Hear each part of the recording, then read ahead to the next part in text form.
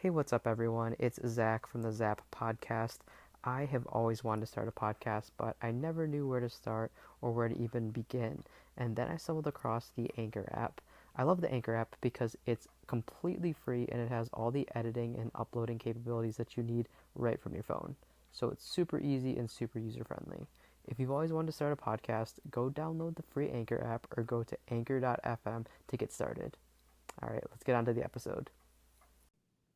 All right, what's up, everyone? It's Zach, and today I'm here with a very special guest. I am here with Simone Burrell. Simone, how are you today? I'm doing great. I'm so excited to be here. Thanks for having me. Of course, I'm very excited to have you on, and I think this is going to be a really fun conversation. So, to those of you listening, Simone is a hairstylist. She specializes with textured hair and has been working out of the Toledo, Ohio area for a while now. And she's had a lot of great different opportunities and done a lot of cool things within the industry. So, I'm really excited to dive into that a little bit and just to hear about her passions a little more. But, Simone, do you kind of mind going back into your background and what you're doing these days and all that? Yeah, so I am a Toledo-based hairstylist. I do specialize in textured hair. I myself have curly hair, and growing up, it was really hard for me to find someone who knew how to work with my hair type. Hmm. So when I first started going into cosmetology school, I realized how much um, there's like lacking information about curly and textured hair out there. So I really wanted that to be one of my main focuses because curly hair people deserve good haircuts too, you know? Yeah. Yeah, and I've done a couple of events recently.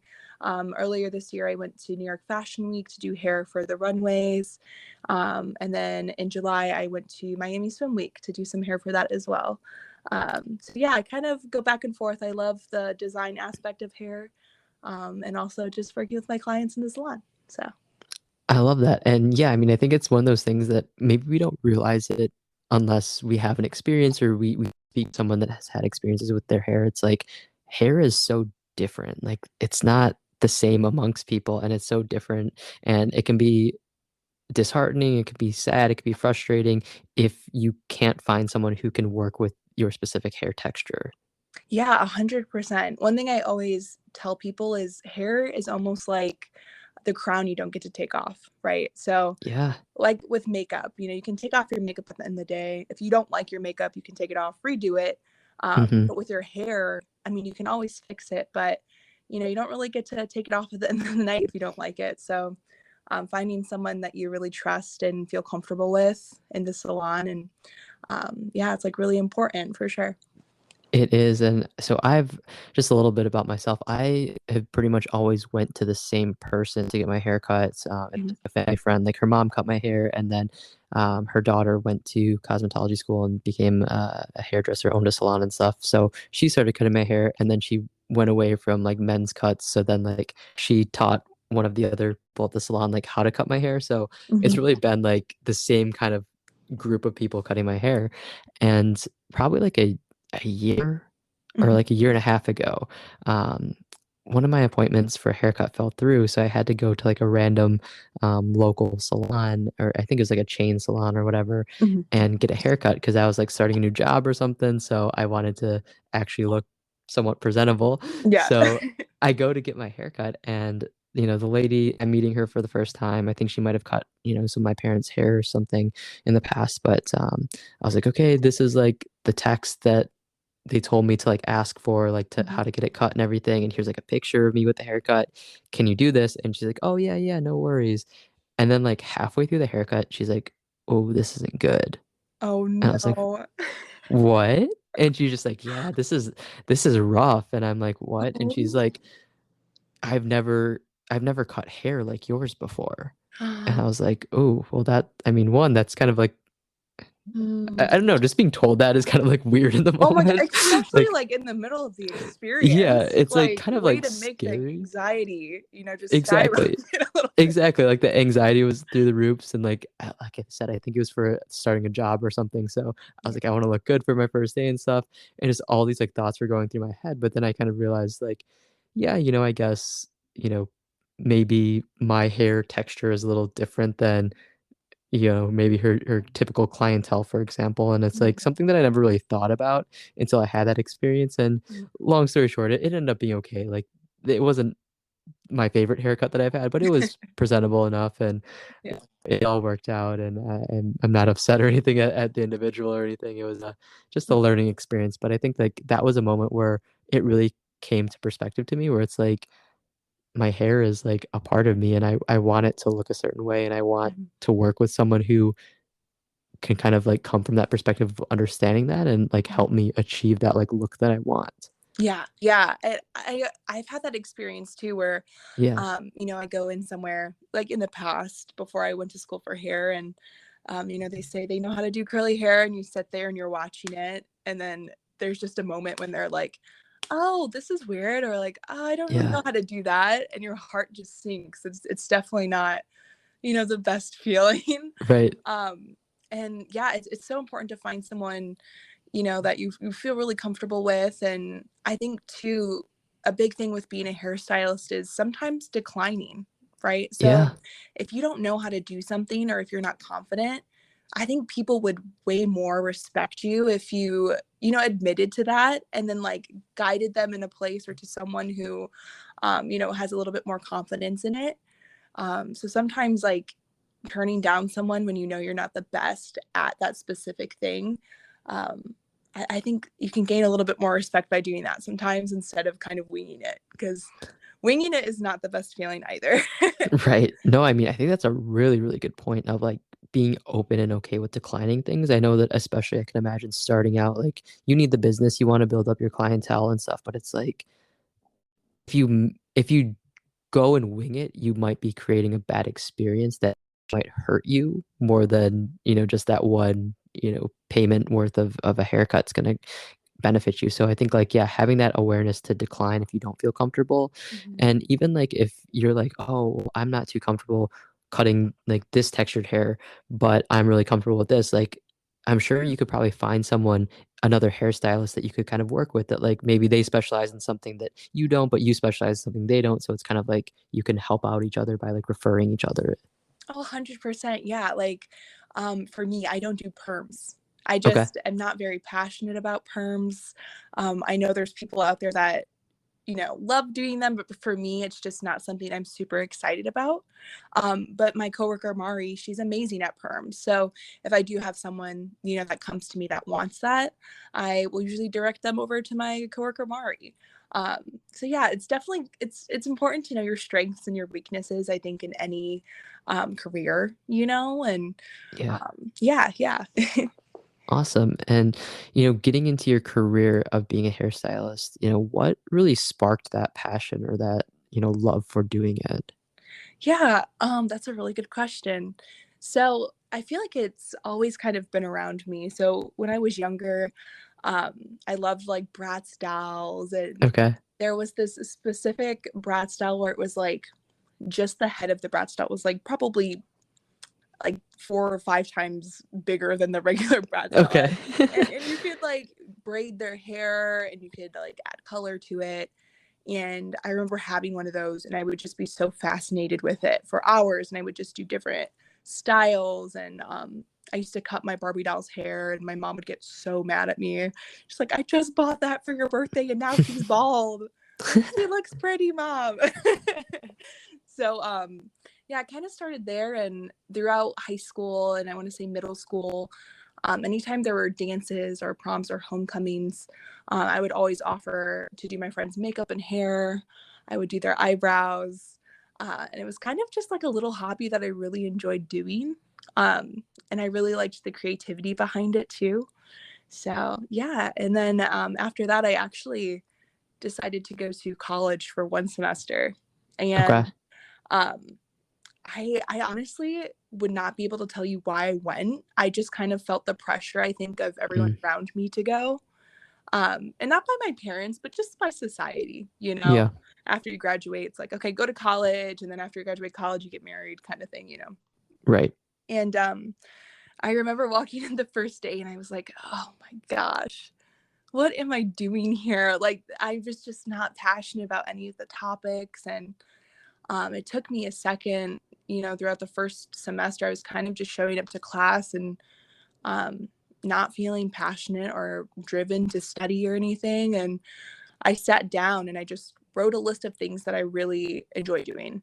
And hair was one of them, hair and makeup. And I decided to pick it and just kind of trust my gut and go with it.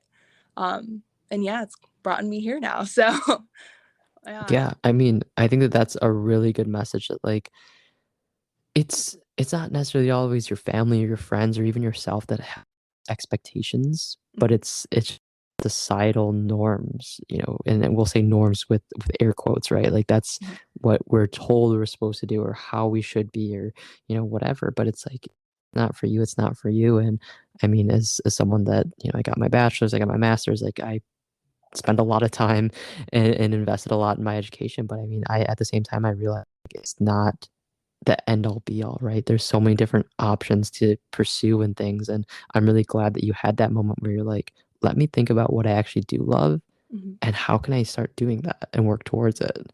Yeah, and I think too, especially with any type of trade, so like Yeah, electricians, stuff like that, there isn't really a focus in school that you can make a career out of that. Like right. for hair, I didn't even know like, oh, I could go to fashion week and do hair. I thought it was kind of just like working in a small boutique salon or Mm-hmm. I didn't realize that you could make a living off of it and do so many cool things with it. And I do wish that that was a focus a little bit more in schools because for me, I'm just not very good at studying and I'm not very good at, um, I guess, the way that they teach in schools. I'm a very hands on person. Oh, Um, so, you know, going to college and even in high school, I did struggle a bit and I just knew that like I don't think this is for me, and it's totally a thing for other people. Like I think some people love going to college, and mm-hmm. if you find something you're passionate about, 100% do it. But for me, it was just really hard to kind of like know that choosing a career in hair would be the right thing because I Right. didn't know much about it. I didn't know I could make a living and be successful with it. So yeah.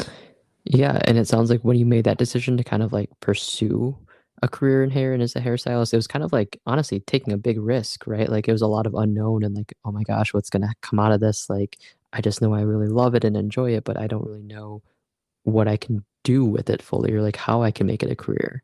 Yes, I remember I was so scared to tell my parents that I wanted to switch careers and, drop out of college. And it was probably the biggest risk I've ever taken.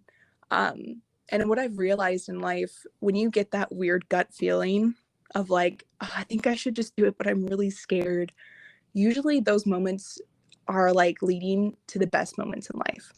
Um, and I think if you're not a little bit scared, then you're probably not super passionate. So that fear is Yeah. passion, and I think with anything in life, if you want to do it, you totally can.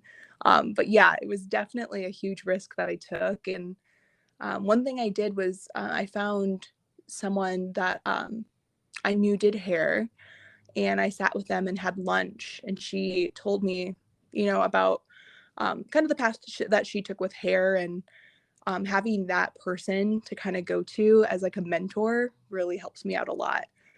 So that's one thing I definitely recommend if anyone's thinking about doing or like switching careers or going into something different. Definitely find a person that you can go to and kind of like feel it out before jumping into it because it makes the process a lot easier.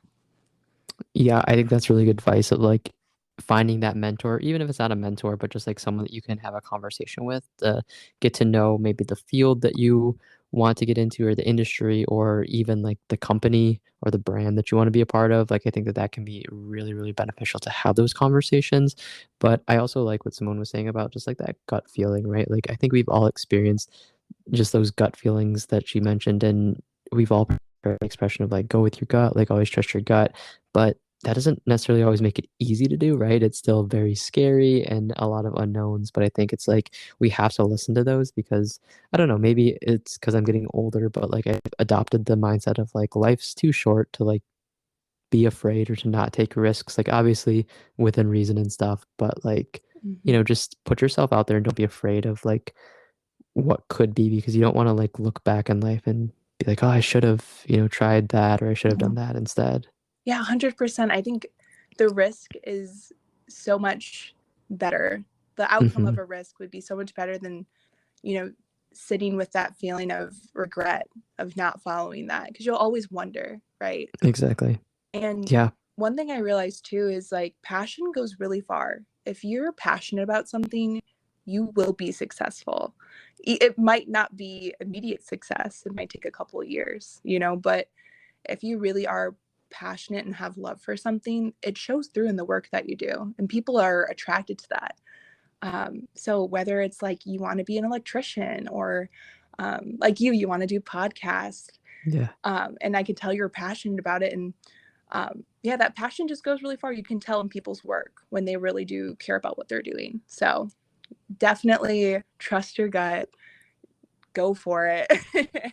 And I mean, I definitely think you'll have less regrets doing that than sitting in the future and wishing you would have done those things. So yeah. 100%. Well, thank you for the kind words. And I think that I might have found my new spokesperson for the podcast of just talking about your passions and pursuing them. But I mean, I wholeheartedly agree. Like, passion can really take you so many places. And it's like, even if you're not, the best at it or skills, like if you're passionate about it, you can develop those skills, or you can hone your craft, or, it's not going to be an overnight success per se, but just that consistency and putting in the work. And if you're really passionate about it, it probably doesn't feel like it's too much work or too stressful. Like it probably actually is very stressful and a lot of work, but like you enjoy the process so much that you're just like, hey, I'm just doing what I love, or like I'm working towards the vision that I have for my dreams or my goals. And it's more rewarding that way, I think. Yeah, 100%. And I love how you say, like you said in the beginning, you don't even have to be 100% amazing at it, Yeah. right? I look back at the hair I did in cos school, and oh my gosh. I mean, I don't want to say it was horrible, but it definitely was not great, right? Yeah. And even with my boyfriend, I was looking at his license, and it was like, from like 3 years ago. And I was like, dude, who did your hair? Like, it just kind of, it doesn't look that good. And he's like, Simone, you did it when you were in cos school. And I was Yeah. like, oh God, like that's crazy. But it does, like you said, like you don't have to be the best at what you do to Hmm. enjoy it, right? Like I love cooking. Am I the best cook ever? Absolutely not. But passion goes really far, and if people are um, intrigued by your passion, you'll find support, and it really does go a long way. It does for sure. And Mhm. just something that I think is kind of cool that Simone mentioned that I want to encourage anyone listening. If you have a passion that you want to work towards, and not necessarily even making it your career, but something you want to do, you want to be intentional with putting in the time and effort, try to track it, like take pictures, or, keep records of it. So like, for Simone, having the example of like her boyfriend's license and seeing like a haircut she did, like that's just wild to I can be like, "Oh my gosh, like that's where I was, and like here I am now." And like for me, I think of like the podcast, like, I love every episode that I've put out, but like I'm sure comparing the early episodes to later ones, like it's just night and day different. To me, maybe to the listener, you might be like, "Oh, it's the same," or maybe like the quality's gotten better. But to me, I'm like, "Oh my gosh, like I went from not knowing a single thing that was gonna happen to, having a lot more confidence." So, if it's cooking or baking, like, I'm a big believer, like, take pictures of what you make, or, Mhm. write down the recipe, and then as you grow, you'll say, like, "Oh my gosh, why did I use, like, all that salt or something in in Yes. that pot pie, chicken pot pie or something?" Or, like, "Why did I add so much vanilla extract to those cookies?" or something, like, I think it's just cool to be able to see that and, like, look back and almost have that time capsule of, like, "Wow, like, 5 years ago when I just started, like, I wouldn't even have ate those cookies that I made." Right, yeah, exactly, exactly. And like you said, I think consistency is really important too. And there are definitely days, where I'm not having the best time and I'm not feeling super inspired. And I'm sure even you have that. I think in any Mhm. career, whether you're extremely passionate or not, you're going to have those days where you're not feeling like you're producing the best, or that you feel super, super passionate about it. But I think the repetition of continuing to do it, and then moving on from those bad days and figuring out, why was that? Like, why was I not feeling it that day? What's going on here? Like for me, sometimes I think it's easy, honestly, with hairstylists in any career, to kind of feel burnout sometimes. And Yeah. one thing that really helps me is taking some classes, or going on one of my trips, which I'm very lucky to have the opportunity to do. But even just taking some online classes or watching some YouTube videos on different techniques, sometimes that really helps bring that like spark back. And yeah, that repetition of just keep doing it. You're going to have days where you're like not feeling it so much, but if you keep doing it, you'll gain something and you'll feel a lot better about it. Definitely, and I feel like you kind of touched on a kind of common topic that comes up in the podcast is like if you're really passionate about something, some people think like, don't do it for a career, don't do it as work because then you're going to lose the passion for it. And then others might say like, no, like if you're passionate about like you should 100% make that your career, your source of income because you're passionate about it. And it sounds like Simone from what you just shared, it's kind of like you are extremely passionate about it, but like Mhm. sometimes you do have those days or you find that those moments where you're burnt out. And I love how you kind of said to reignite that spark. It's like, kind of almost like go back to your roots and like go back to the times where you're learning, you're taking a class or something and just like seeing different styles and approaches to something that you do regularly. And I think that that can kind of like reinvigorate the soul a little bit. Oh yeah, definitely, definitely going back to the roots. And even sometimes journaling, like Yeah. why am I passionate about this career? Like what why am I doing this? Like what is the reason why I do hair? And for me, I do hair not just because I like, styling and dyeing and cutting hair, but I like making people feel good about themselves. I like um, you know, allowing people to feel more confident and spicing up, the looks that they already have. I'm not transforming people's image. I'm just adding a little bit here and there to what they already have. And um, I think sometimes a good haircut or a good color can really make you feel good. So Hmm. at the end of the day, that's why I do hair. But I also obviously love like cutting and coloring. Right. But definitely journaling and just writing down those like main reasons of why you're passionate about what you do, can sometimes bring you back to a good spot and make you feel confident again. So Definitely, I think like, just finding your why in anything that you do is so important. So I love that you mentioned that. I think journaling is a great way to find it. And maybe in those phases where you feel burnt out in anything that you're doing in life, like kind of stepping back and seeing like, why am I doing this? Is it serving me in a positive way? And I just need to rediscover that why and get back on track. Or is it not serving me? Or maybe it isn't serving me anymore, or it never did in the first place. Maybe it's time to reassess and maybe mhm. walk away and find a different career path or, get in a different relationship or, whatever the situation might be. Like I think just stepping back and journaling, reflecting back can be very powerful. Yeah, for sure. I actually have a question for you. Yeah. So I know that you have a job and then you also do this on the side.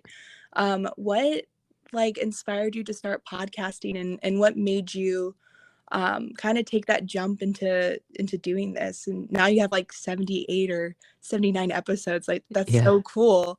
What made you take that leap?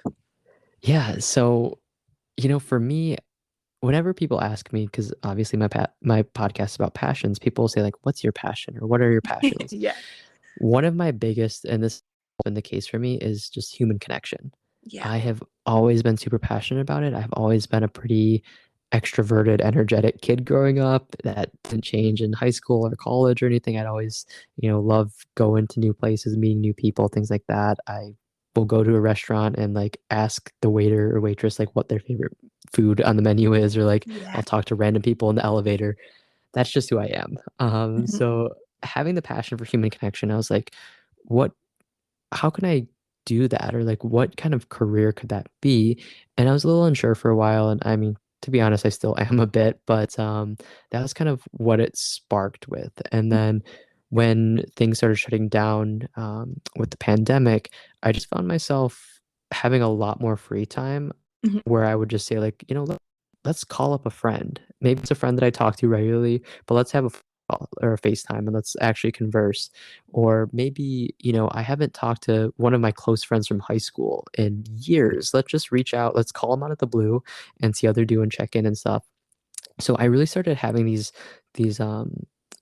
real-time phone video conversations Mhm. at the start of the pandemic, and I was just talking to people and having such a great time and realizing like everyone has such a great story or has such great experiences, and I'm learning from them, I'm growing from them. I Mhm. wish there's a way for me to like bottle up these conversations and share them with people. Yeah. And then I was like, oh, podcasts. And I mean, this was a couple of years ago. So, like, podcasts were definitely like a thing and they're popular, but I wouldn't say they're nearly as popular as they are now. Yeah. So, it was kind of like, there's this thing called podcast. Like, that's kind of cool. Let me look into it. So Mhm. that's what really kind of sparked it. And just like, again, I've just had so many great conversations where I've grown and Mhm. I've just learned so much. And like being passionate about things, it's cool to hear people who have taken those risks and they have worked out, or like just how they've taken a risk and it failed, but then they found something else a couple years later, and just kind of hearing those stories and perspectives, Mhm. because I've always been someone who likes to learn from others. And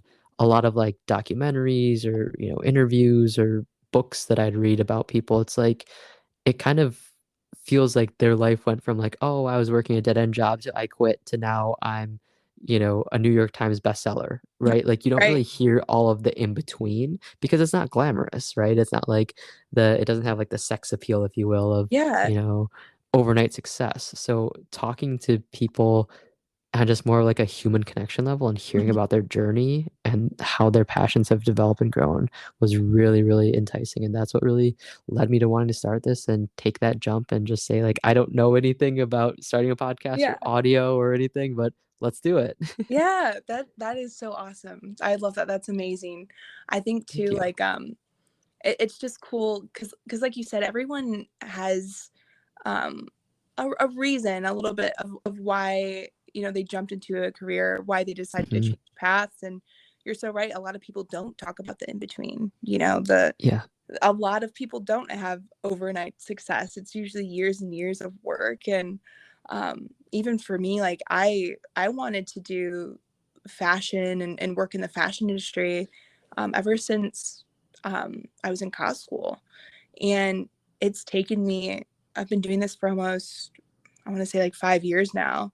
And it's taken till this year to finally get those opportunities. And um, but like looking on Instagram, it probably doesn't, you know, show all of that like journey and Hmm.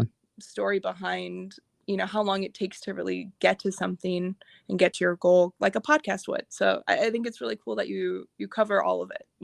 So Thank you very much. I really appreciate that. And mm-hmm. I mean, I think you brought up a good point there with like, you don't see everything that comes in between to where you actually are. And also, I think another good point that we've kind of talked about a bit already is like the other reason that I really wanted to start the podcast and like kind of the premise of it is like passions are just so important to do, but it doesn't have to be what you do 100%. Like you can do other things too, and you can have multiple passions. And I think that like a lot of the times it's like, oh, I wanted to be an actor, so I moved out to California and now I'm, a famous actor. But it's like for an everyday person, it might be like, I love acting, so I just want to be in like a local performance. Like that would be so cool. It's like you don't have to have these super like lofty goals. Like it's just the point of getting inspired and doing what you love for the sake of that you love it and doing it for yourself. Yeah, yeah, that's honestly, that took me till I want to say this year to figure out. Okay. And I mean, I've been in therapy, and I remember my therapist was like, you don't have to like make a career out of everything that you love. Yeah. And I was like, oh, you can do that? Like you, you you're allowed to do that?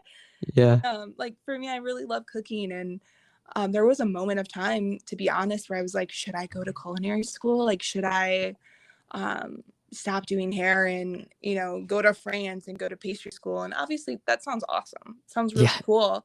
But a therapist asked me, like, do you really like want to make one of your hobbies into a career? Like, do you feel like you have, like, do you want to do that because you want to, or do you feel like you have the pressure to?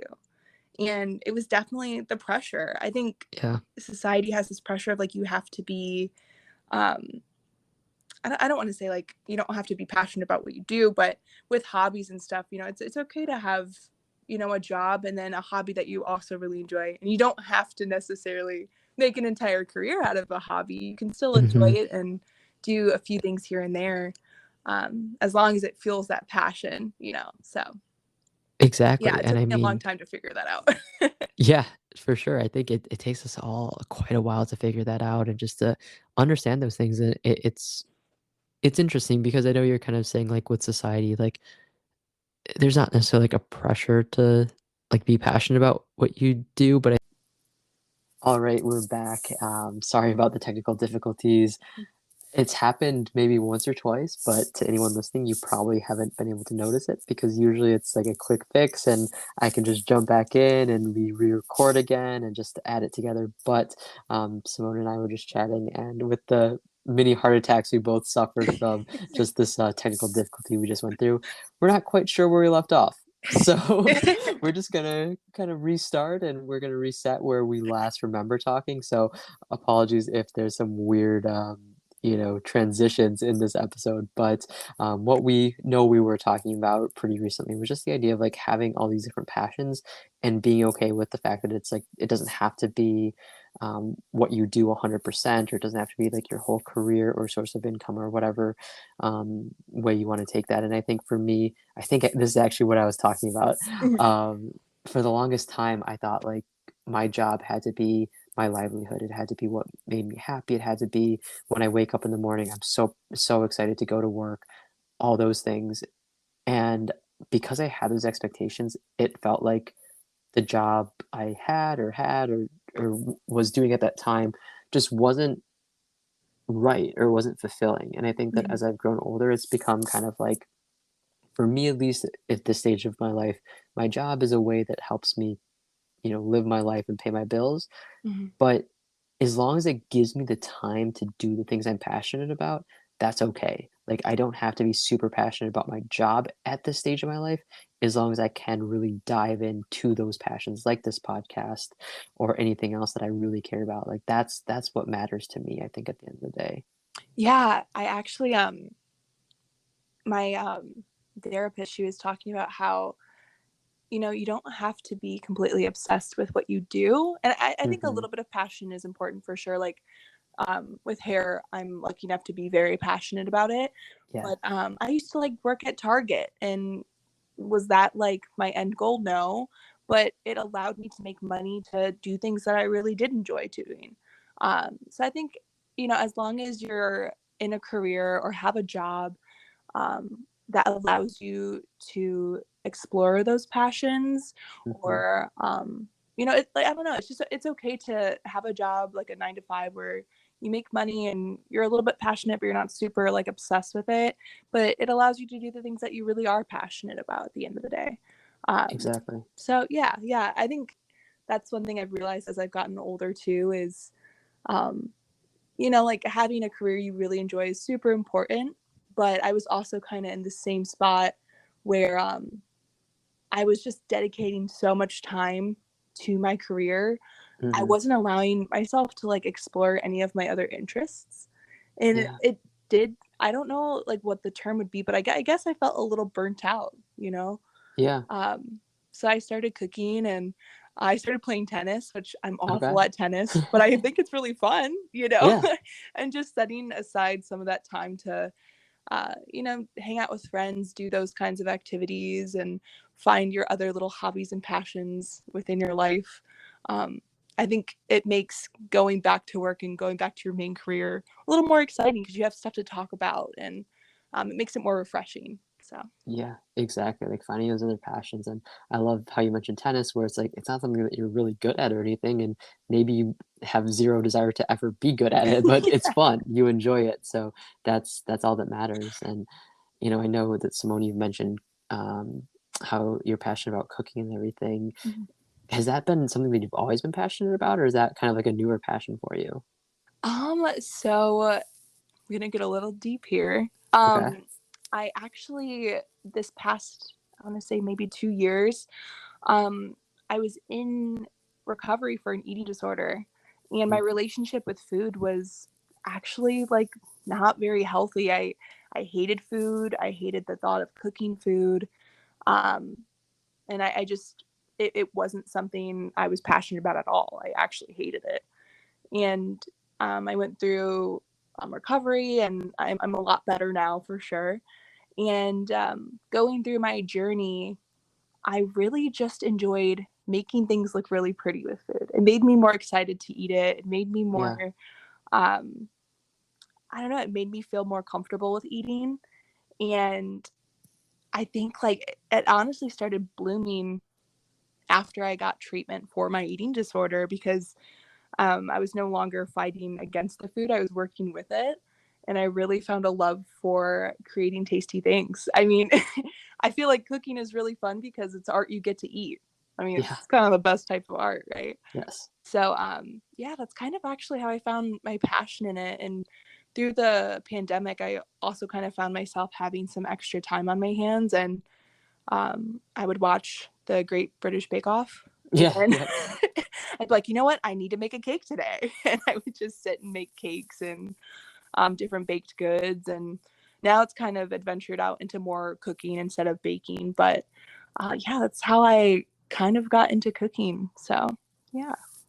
Gotcha. Well, first of all, I appreciate you just, being open and honest and vulnerable and sharing your experiences. And definitely glad that you feel like you're in a better place and just that this passion has come out of it, right? I think that, in all things that we experience in life, the good things, the bad things, everything in between, it's like, it's not necessarily like you enjoyed it or anything, but it Mhm. doesn't always have to be a regret, or it doesn't have to be like, "Oh my gosh, like, this was the worst time of my life," if nothing came out of it, right? Like, something positive did come out of it, this passion that you mentioned, and I Mhm. think that's huge, and I'm super happy for you. Thank you so much. I really appreciate that. And yeah, I think sometimes the best things come out of moments of darkness, to be honest. I don't want to say Yeah, everything, but even with me going into hair, I was in college, and I was kind of in a low point in my life, and I wasn't feeling inspired. And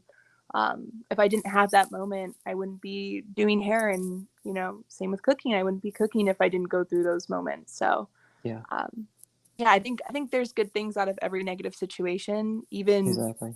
when you're in it. In the moment, it doesn't seem like it, No, it doesn't.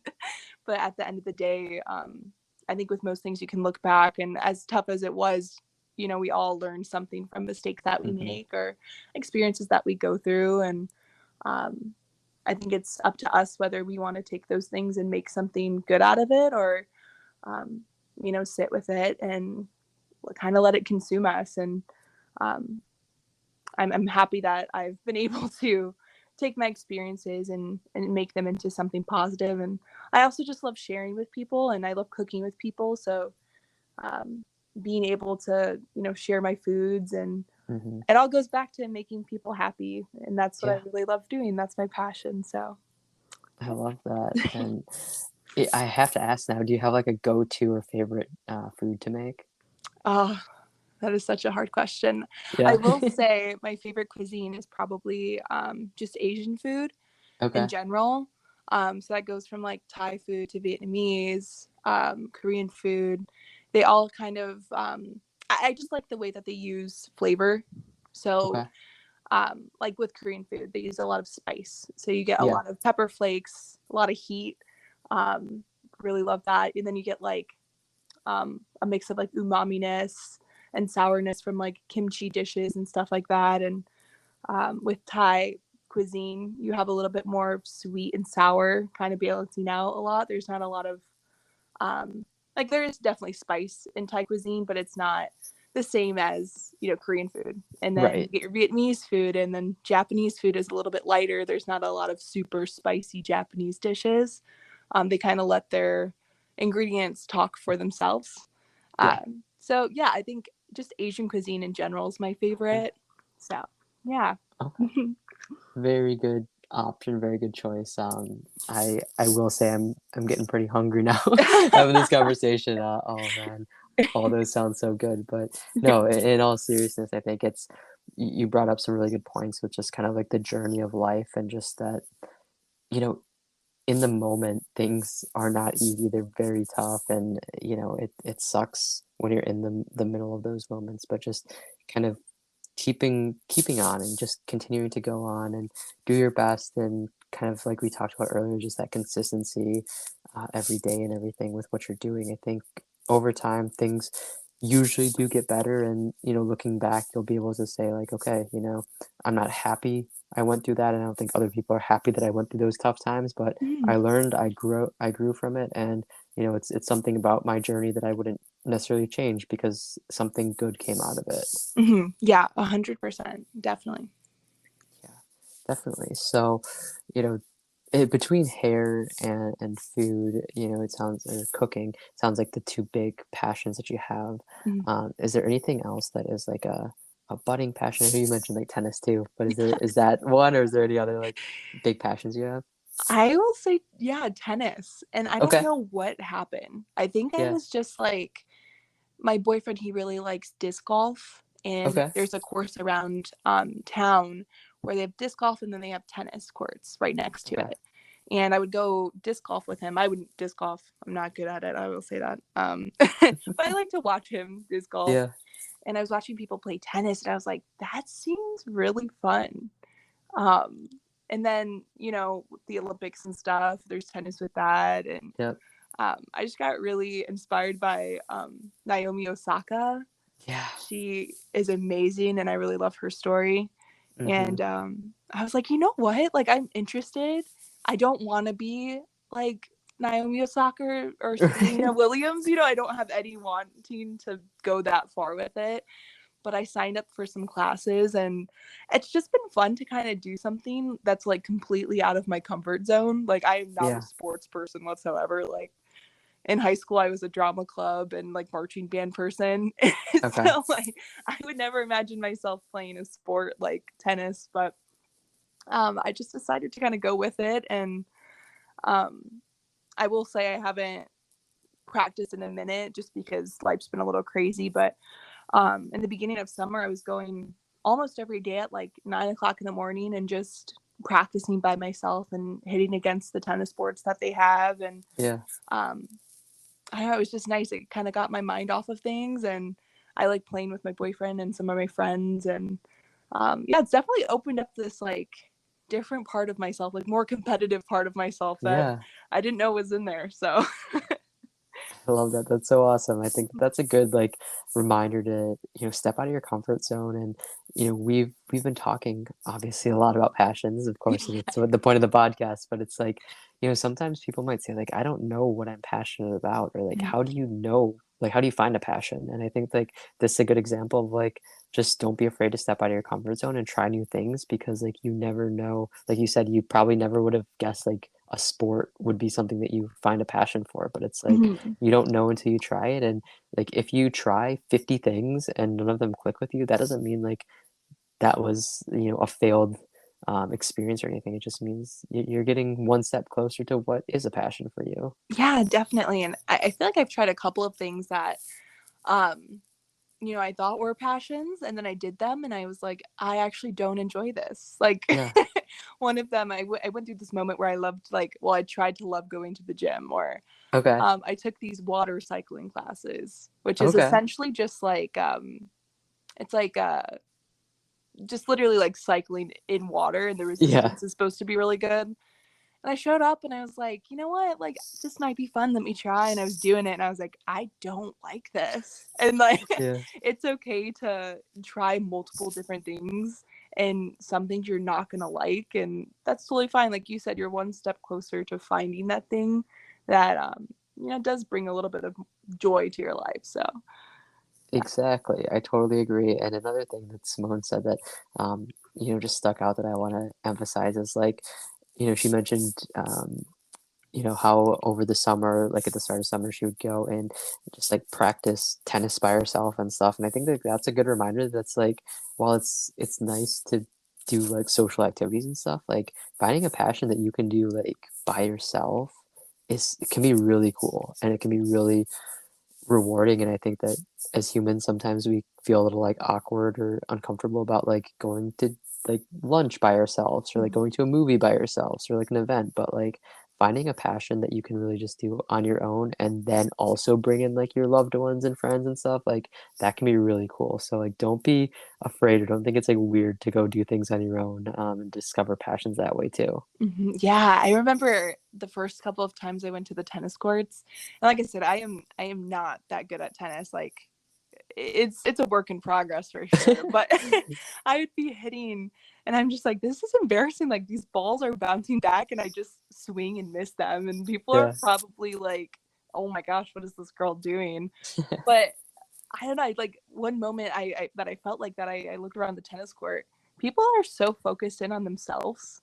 You Yeah. know, like no one really cares what you're doing. Like Right. most of the time people are worried about how they look to other people too. So it definitely feels awkward at first, but I think once you realize like everyone's kind of in their own world, Yeah. you can kind of let loose and not feel so, you know, cringy or embarrassed. Exactly. I think that's a great point. Like a lot of the times we think like others are like scrutinizing our every move or whatever, but it's like everyone's in their own world. And to be honest, like if people are like super hyper focused on you, like they probably should be doing something better with their time. Yes. Or like even if it is the case, like it's like they might have been doing it for like 20 years, so it's like your journey is so different, so don't like compare yourself to others or think like you don't belong, because everyone starts and is a beginner at some point in their journey.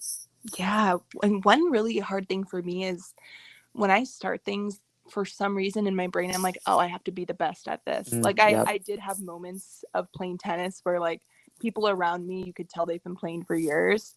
And I was like, all right, I need to really like grind and, you know, watch some Naomi Osaka videos and pick apart what she's doing. And uh, I realized like, no, like it's okay. Like you don't have to take things so serious sometimes. Right. And a lot of the times, like when people are really good, I'll like go over and talk to them and ask Yeah. them like, hey, like how long have you been playing tennis? I remember I asked one Right. guy, he was like killing it on the court, and I was like, Yeah. wow, I have to play next to this guy right now. Like so I went over and I asked him, and he had to be like in his 50s, and he just said he started playing in high school. He's been playing Wow. for years. Yeah. So I think that's when, you know, sometimes we do have that comparison mentality. Um, and sometimes like confronting it can really help you work through it. Like if you feel like someone is like way better than you at something, go up and ask them, how long have you been doing this? Like, why have you, you know, why do you like this? What, you know, what do you do to practice or Yeah. some stuff like that? It can really take away that comparison. 100%. And it's funny because like it's kind of full circle, because and going up to that individual or those individuals and like asking how long they've been doing it, or what they enjoy about it, that kind of is very similar to what you're saying about almost like finding that mentor. Like for you, it was like Yeah, speaking to yeah. someone that like does hair. It's like, oh, I want to like potentially pursue this career, like can you tell me about it? But it's like same with any passion, like even if it's not a career, like you said, you don't I don't think I'm going to turn on the Wimbledon and see you in a couple of years. Yeah, I'm not gonna be But over by Naomi Osaka playing some right. tennis, you know? Exactly, but that doesn't mean that, like, you shouldn't still find that, like, you know, it doesn't have to be a mentor per se, but just, like, those connections within the community or within the industry, or that enjoy that passion as that hobby, and, like, just connect and learn about their journey too, right? Yeah, yeah, for sure. And honestly, there's a group for everything out there. Yep. I just found out that like there's an arm wrestling group, like Yeah. Yeah. nationwide, like worldwide, and they Yep. meet up and they arm wrestle. And it's like Yeah. a huge thing. I had no Yeah. idea that was even in existence. So, you know, if you find interest in even something as little as like, oh, like you saw a frog and you really like the color of it, there are Yeah. groups that probably, you know, are frog collectors or, you know, like there's a group Yeah. for everything. So Exactly. yeah, if you find an interest in something, definitely take a peek at it. And you don't have to be the best, but you know, you'll find a community. And I think Right. that's kind of a really big part of passions. Yeah. Is as cool as it is to go play tennis by myself, I've also had really cool conversations with people that I wouldn't have necessarily talked to otherwise unless I did go to the courts. Right. Um, and finding that group of people that support you. And every Sunday there's the same people out on the tennis courts playing together now, and we all know each other. And um, I think it's cool that you can like make that that human connection. That's what I'm trying to say, with other Exactly. people through interests. So Yeah, yeah. definitely. And like having that human connection, having that community, it can be really great, especially, when maybe other aspects of your life get challenging or, just you need kind of to step away from your job or from, the I don't want to say like responsibilities of life, but like when you just need to kind of like get a break and like do something you love and be surrounded with people who also love that same thing and Hmm. you can connect with and almost like lose yourself in that passion. It can be really beneficial and rewarding. So seek out community and seek out those different opportunities. And if you don't, think you have a passion right now, I'm sure you do have something that you truly enjoy or that makes you really happy. And even if you think it's like the most random thing or like unpopular thing, like there's people out there that I'm sure feel that same way, and you can build a community that way.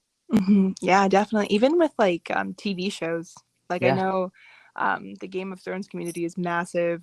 Yep. Walking Dead community is massive. The Bachelor community, there's people that meet up and watch The Bachelor, and that's Yeah. how they hang out. You know, Right. there's definitely a space for everyone out there. So yeah. 100%. Mhm. Awesome. Well, Simone, are you currently like taking on clients for hair, or are you pretty booked, or like what's that situation look like for you? Yeah, I am always taking new clients. Okay. I love meeting new people, having good conversation, and doing some good hair. So yeah, my books are always open. You can find me on my Instagram, which is SIMONEBURRELLL. So it has 3 extra L's in there, or 1 extra L, When two I, L's. But okay. yeah, through my Instagram, you can find my booking link that will take you to my website. So if any of you need a haircut, definitely come on over. I'd love to meet you guys.